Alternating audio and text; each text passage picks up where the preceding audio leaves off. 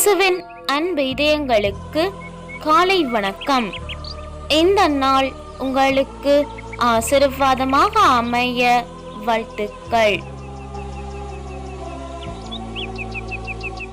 இப்புதிய நாளுக்கான ஆசீர்வாத இறைவசனம் மத்தேயு அதிகாரம் 11 இறை வார்த்தை 28. பெருஞ்சுமை சுமந்து சோர்ந்திருப்பவர்களே, எல்லோரும் என்னிடம் வாருங்கள், நான் உங்களுக்கு இளைப்பாறுதல் தருவேன். அற்புதமே அதிசயமே